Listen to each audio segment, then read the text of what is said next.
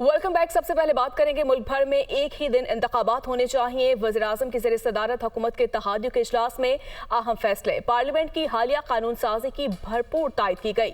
शामिल रहनुमाओं ने कहा कि आइन के तहत इंतखाबात करवाना इलेक्शन कमीशन का इख्तियार है, सुप्रीम कोर्ट को मुदाखलत नहीं करनी चाहिए। देखते हैं ये रिपोर्ट। लाहौर मॉडल टाउन में वज़ीर-ए-आज़म शहबाज शरीफ की ज़ेर सदारत इत्तेहादी जमातों का वीडियो लिंक इजलास में आसिफ अली जरदारी, बिलावल भुट्टो, मौलाना फजल रहमान, चौधरी सालिक हुसैन और दीगर शरीक हुए। मरियम नवाज ने भी वीडियो लिंक के जरिए शिरकत की। 3 घंटे से ज़ायद तक जारी रहने वाले इजलास में वफाकी वज़ीर कानून सेनेटर आज़म नज़ीर तारड़ ने शुरका को तफसीली ब्रीफिंग दी। इजलास में शुरका ने मुल्क की मजमूई सूरत हाल पर तफसीली गौर किया और मुस्तकबिल की हिकमत अमली पर मुशावरत की। इजलास ने मुतालबा किया कि मुल्क भर में एक ही दिन इंतखाबात होने चाहिए। गैर जानिबदाराना और शफाफ इंतखाबात के इनेकाद का यही बुनियादी तकाजा है। रियासती इदारों पर हमला आवर एक जमात के दबाव पर मुस्तकिल सियासी और आईनी बहरान पैदा करने की साजिश कबूल नहीं की जाएगी। अदालत की जानिब से एक जमात को रिलीफ देने की उजलत सियासी एजेंडा दिखाई देता है। आइन के तहत इंतखाब कराना इलेक्शन कमीशन का इख्तियार है, सुप्रीम कोर्ट को मुदाखलत नहीं करनी चाहिए। इजलास में चीफ जस्टिस की सरबराही में जस्टिस एजाजुल एहसन और जस्टिस मुनीब अख्तर पर मुश्तमिल 3 रुकनी बेंच पर अदम एतमाद का इजहार करते हुए मौजूदा अदालती कार्रवाई खत्म करने का मुतालबा किया गया। इजलास में कहा गया कि जस्टिस काजी फायजिसा बेंच के फैसले का एहतराम करना भी सब पर लाजिम है। इजलास ने मुतालबा किया कि पाकिस्तान बार कौंसिल और दीगर बार एसोसिएशंस की तरफ से आर्टिकल 209 के तहत दायर करदा रेफरेंसेस पर कार्रवाई की जाए। इजलास ने चीफ जस्टिस ऑफ पाकिस्तान से मुतालबा किया कि सुप्रीम कोर्ट के बेंचों में उठने वाली इख्तलाफी आवाज़ों को इदारे के सरबराह के तौर पर सुने और फुल कोर्ट इजलास का इनेकाद करें ताकि वन मैन शो का तासुर खत्म हो। मुतालबा किया गया कि चीफ जस्टिस और बाज़ दीगर जजों से मुतल्लिक ये तासुर भी खत्म किया जाए कि वो तहरीक इंसाफ के मामले में खसूसी इम्तियाजी रवैया अपना रहे हैं। इजलास के शुरका ने पार्लियामेंट की हालिया कानून साजी की भरपूर तायद की और कहा कि इस कानून साजी से इंसाफ की राह में हायल रुकावटें दूर कर दी गई हैं। पार्लियामेंट की राय का सबको एहतराम करना चाहिए। इजलास ने उम्मीद जाहिर की कि सदर ममलकत इस कानून साजी की राह में जमाती वाबस्तगी की बुनियाद पर रुकावट नहीं बनेंगे। JUI के अमीर मौलाना फजलुर रहमान का कहना है कि सुप्रीम कोर्ट बुलंद मर्तबा इदारा है। जजेस के बेंच से अलग होने की वजह से कौम इब्हाम का शिकार हुई। सुओ मोटो केस 4-3 से मुस्तरद हो चुका। अब दोबारा समाअत की कोई हैसियत नहीं। फरीक बनकर फैसला ना किया जाए। मुल्क को एक रखने के लिए इंतखाबात एक ही दिन होने चाहिए। इमरान खान से कोई बात या मुज़ाकरात नहीं करेंगे। वो इस्लामाबाद में मीडिया टॉक कर रहे थे। अदालत उज़्मा पाकिस्तान का इंतहाई काबिल कदर और बुलंदरुतबा इदारा है, लेकिन चंद जजेस जो वाज़ेह तौर पर इमरान खान को रिलीफ देना चाहते हैं, उनकी पार्टी के मौक़िफ़ को हर कीमत पर जितवाना चाहते हैं, वो जो डिमांड करे उसको पूरा करने के लिए उन्होंने अपनी तमाम तवानाइयाँ वक्फ की हुई हैं। चीफ जस्टिस साहब मुस्तर हैं इस बात पर, बज़िद हैं कि मैंने इसको हर कीमत पर सुनना है। चुनांचे 5 का बेंच इस वक्त दूसरे राउंड में अब 3 तक महदूद हो गया है। मजीद 2 जजों ने भी उसमें बैठने से इनकार कर दिया। अखलाकी तौर पर भी चीफ जस्टिस को और उनके 2 मुरफ़क़ा को अब इस केस से दस्तबरदार हो जाना चाहिए और इस मामले को ख़त्म कर देना चाहिए। ये भी कहा कि उन 2 जजों की राय इसमें शामिल है।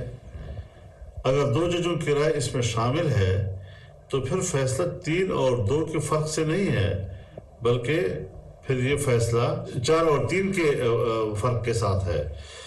तो इसका माना यह है कि वो फैसला जो है सो मोटो के ख़िलाफ़ हो गया है। हमने मुल्क को एक रखना है।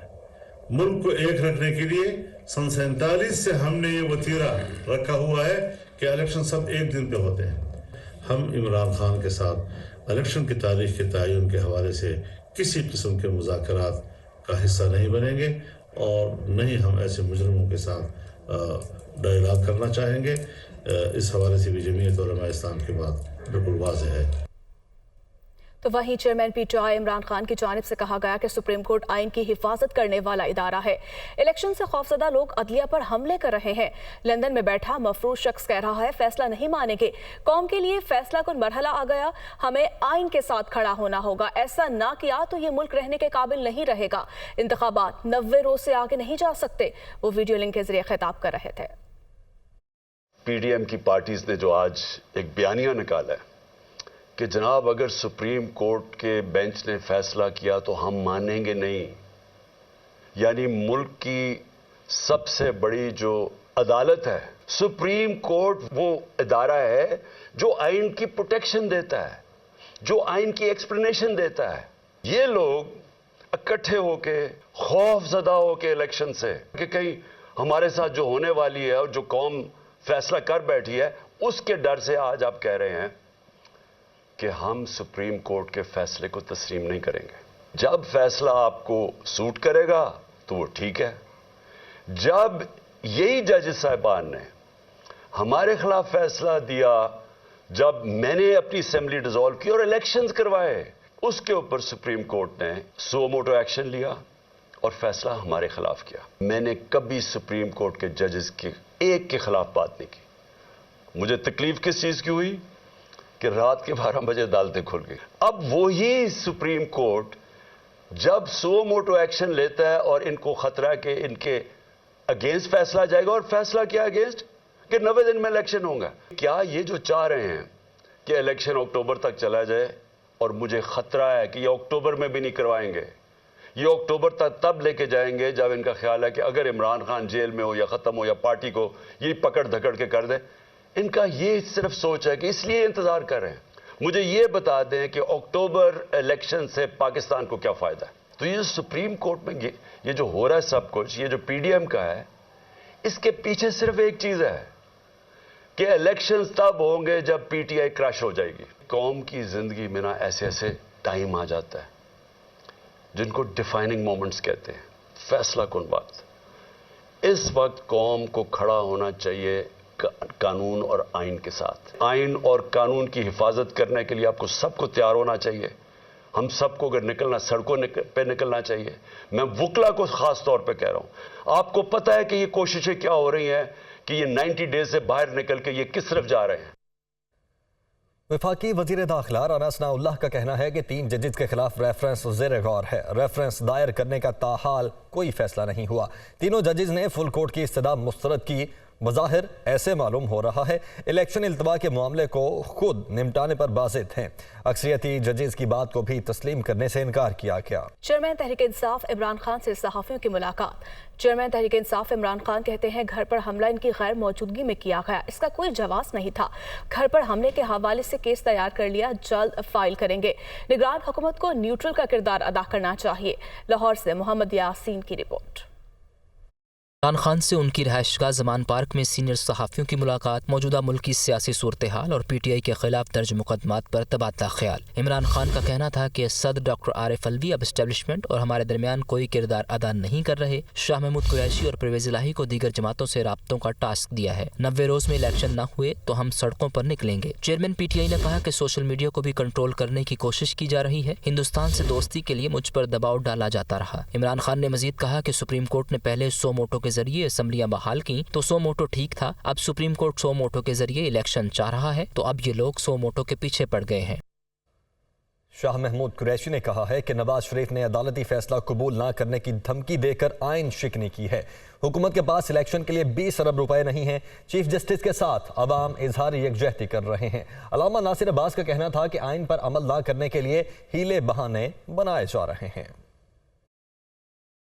हमारी नज़र में बड़ा वाज़ेह है, उसमें कोई अभाम नहीं है कि जब असेंबलियाँ तहलील हो जाती हैं तो फिर आगे क्या करना है और 90 दिन के अंदर इंतखाबात करवाने हैं तो कैसे करवाने हैं और किसने करवाने हैं। अब ले तो लाल से काम लिया जा रहा है। लैपटॉप के लिए पैसे हैं, दीगर अखराजात के लिए पैसे हैं और इलेक्शन के लिए आपके पास 20-21 अरब जो है वो मुयस्सर नहीं है। नवाज शरीफ साहब ने धमकी दी है कि हो सकता है कि वो अदालत उज़्मा के फैसले को कबूल न करें। बड़ी ख़तरनाक बात कर दी है। उन्होंने आइन शिकनी की है, आइन पे वार किया है। इस चीज़ को सामने रखते हुए तहरीक इंसाफ ने फैसला किया है कि हम दीगर जमातों को एतमाद में लें और आइन की दिफा के लिए सुप्रीम कोर्ट के चीफ जस्टिस के साथ और मेंबरान के साथ इज़हार यकजहती के लिए हम उन्हें ये बताएं कि कौम उनके साथ है। जिस मुल्क के अंदर आइन की बालादस्ती ख़त्म हो जाए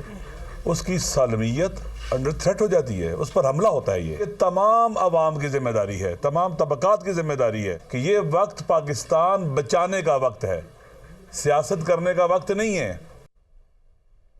आगे बढ़ते हैं। नमल यूनिवर्सिटी कोयटा में नौजवानों की बड़ी तादाद चीनी जुबान सीख रही है।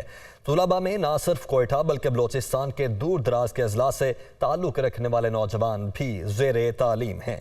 यूनिवर्सिटी इंतजामिया का कहना है कि सूबे के नौजवानों में बेपनाह सलाहियतें हैं। इनकी सही रहनुमाई की जाए तो ये मुल्क की तरक्की में बुनियादी किरदार अदा करेंगे। यूनिवर्सिटी में ये तुलबा किस तरह ज़ेवरे तालीम से आरास्ता हो रहे हैं, जानने के लिए ये रिपोर्ट देखिए। Share, which means thank you. Trukachi, you are welcome. Mekwanchi, mention not. मेरा ताल्लुक़ हज़ारा बिरादरी से है। यहाँ तक पहुँचने में मुझे मेरे हस्बैंड ने बहुत सपोर्ट की।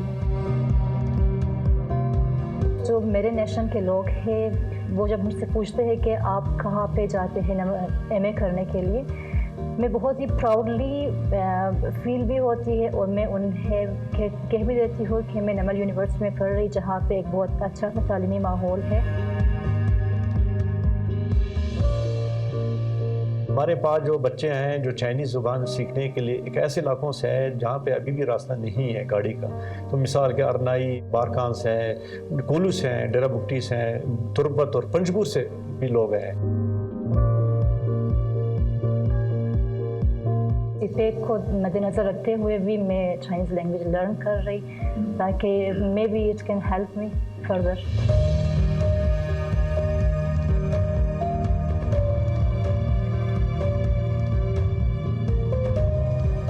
43% एरिया ऑफ पाकिस्तान जो है सिर्फ बलूचिस्तान है। तो इसका मतलब इस पैक के जितने भी प्रोजेक्ट, चाहे रेलवे लाइन से लेकर चाहे रोड है चाहे कोई भी प्रोजेक्ट है, वो सारे 43% एरिया बलूचिस्तान से ही होकर गुजर जाते हैं। तो हमारे जो बच्चे हैं जब तक ही ज़ुबान सीखें, चाइनीज़ ज़ुबान सीखें और इनके प्रोजेक्ट्स बहुत इसमें अपने आप को इन्वॉल्व करें, क्योंकि यही सुबह आप इन्हीं बच्चों ने चलाना है, यहाँ से बाहर से कोई नहीं आएगा।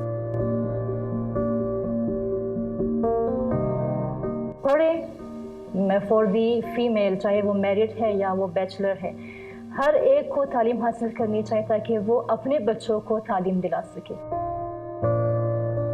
मुझे इंशाल्लाह इनका फ्यूचर आपका जो बलूचिस्तान के बच्चों का बड़ा ब्राइट नज़र आ रहा है और इनका जो ट्रेंड है या इनका जो माइंड सेट है वो बिल्कुल चेंज है, वो आ रहे हैं टुवर्ड्स एजुकेशन।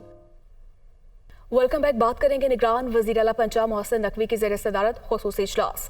मोहसिन नकवी की हिदायत पर कैदियों के इलाज के लिए महकमा जेलखाना 4 कॉपी के PLI से मुआहिदा। मोहसिन नकवी की टावर टाइप जदीद तरीन जेल का डिज़ाइन तैयार करने की हिदायत जारी की गई हैं। नई जेलें जदीद तरीन सहूलतों और सिक्योरिटी आलात से मुज़य्यन होंगी।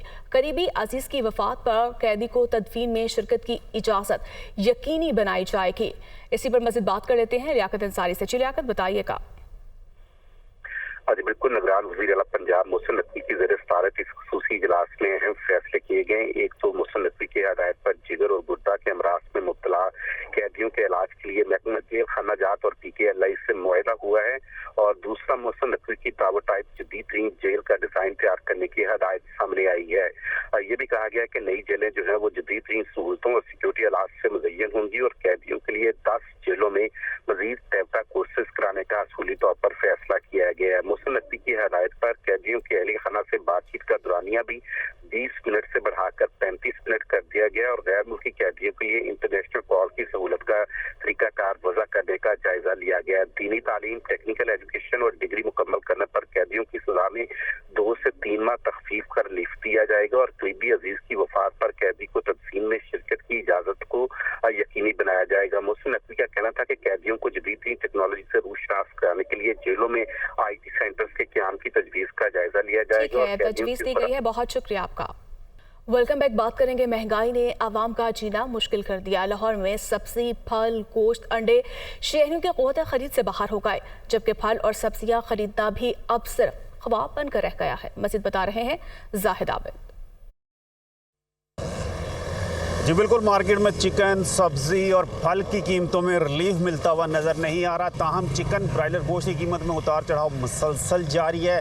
चिकन ब्रायलर गोश्त आज भी 6 रुपये फ़ी किलो मज़ीद महंगा हुआ है, जिसके बाद 444 रुपये फ़ी किलो इसकी कीमत मुकर्रर की गई है। आलू की कीमत में गुज़श्ता चंद रोज़ में तेज़ी देखी गई है, जो कि इस वक्त 70 रुपये फ़ी किलो तक बेचे जा रहे हैं, जबकि प्याज की सरकारी कीमत आज 85 रुपये फ़ी किलो मुकर्रर की गई है। टमाटर की सरकारी कीमत 105 रुपये, लहसुन 400 और अदरक बदस्तूर 700 रुपये फ़ी किलो तक मार्केट में दस्तयाब है। फलों में सेब 250 से लेकर 450 रुपये फ़ी किलो तक मुख्तलिफ अक़साम के बेचे जा रहे हैं। केला स्पेशल की कीमत में सबसे ज़्यादा तेज़ी देखी गई थी। केला दर्जा अव्वल 250 से 280 रुपये फ़ी दर्जन है। अमरूद 200 रुपये फ़ी किलो हैं। तो मार्केट में इस वक्त जो सूरत हाल है, उसमें जो एक तेज़ी का रुझान था उसमें कमी होती हुई तो नज़र नहीं आ रही, लेकिन जो रोज़ाना की बुनियाद पर एक इजाफा हो रहा था, अब कीमतें एक जगह पर आकर ठहरी हुई नज़र आ रही हैं। जी फैसलाबाद का रुख करते हैं, जहां पर रमजानुल मुबारक में भी नाजायज मुनाफाखोरों को लगाम नहीं डाली जा सकी है। सब्जियों फलों की बढ़ती हुई कीमतों के बायस शहरियों को मुश्किलात का सामना है। क्या सूरत हाल है, बता रहे हैं अब्दुल बासित। देखें, माह मुक़द्दस का दूसरा अशरा शुरू हो गया है, लेकिन फैसलाबाद की ज़िले इंतज़ामिया, प्राइस कंट्रोल कमेटियाँ और दीगर मुतल्लिका इदारे नाजायज़ मुनाफाखोरों के खिलाफ कार्रवाइयाँ करने में बिल्कुल नाकामी का शिकार बने हुए दिखाई देते हैं। मजदूर तबके के लिए जो है खुसूसी तौर पर 2 वक्त की रोटी का अहतमाम करना भी महाल हुआ पड़ा है। सब्जियों की बात की जाए, फलों की बात की जाए, तो हर चीज़ की कीमतें जो है वो आम आदमी की पहुँच से बाहर निकलती हुई दिखाई दे रही हैं। सब्जियों में प्याज की कीमत सरकारी रेट लिस्ट में 80 रुपये है, जबकि मार्केट में 110 से 120 के दरमियान में फ़रोख्त किया जा रहा है।